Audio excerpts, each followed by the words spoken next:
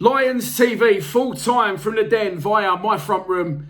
It finished Millwall 0, Stoke City 0. The less said about this game, the better. I think one of the boys called that in a pre-match prediction. Could have been Lee Chitty. And Chitty actually missed the game today. So well done you, because you didn't miss a lot at all, mate. I'm going to try to not be too negative because it's the first game of the season. And I'm going to try and keep this brief because, you know, due to sponsorship commitments, I've got to cover this game tomorrow in a post-match analysis. It was not good. The starting lineup, the one standout decision was that John Daddy Bavarsson started up front, in front of Matt Smith, in front of Tom Bradshaw.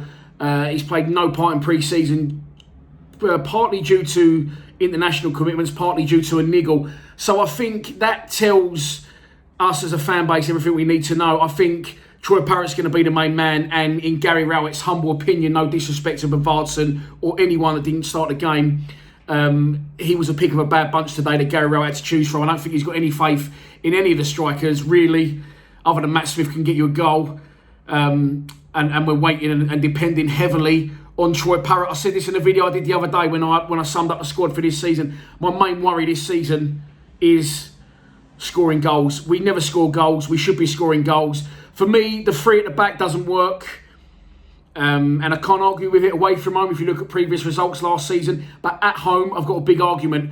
We aren't, three at the centre-backs and then two holding midfield players, neither of which really ventures forward. Thompson did a little bit in the second half. It's too defensive. We've got a massive gap, a massive disjointment between the midfield and the strikers. We're dependent completely on getting the ball wide to Jed and to Bennett, both of whom did not play well. Along with the rest of the team, the only one that did for me today was Scott Malone. Positives to take, clean sheet. Positives to take, Scott Malone.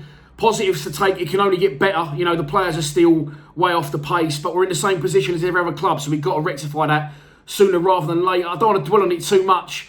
We haven't played well, and we still got a point on the board against a side which I think might do all right this season. On paper, Stoke are a good side. It was a dire game. Let's have it right. I think the only shot on target was from John Daddy Bavarsson, a 20-year-old. That's about how long the game felt to watch it. A 20-yard P-roller into the goalkeeper's hands. Yeah, it wasn't good. I will keep making a case for this not playing free centre-halves because I don't think Murray Wallace is really up to it over an extended period at centre-back, and neither do I think Alex Pearce. So I definitely have a 10 in behind a striker and two wide men.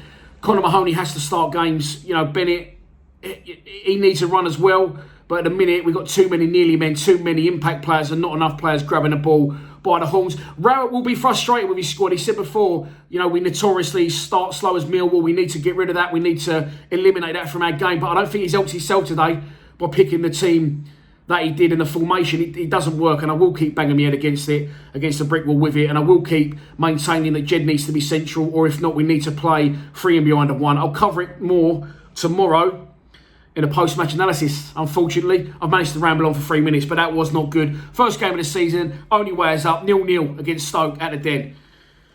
Come on, you Lions.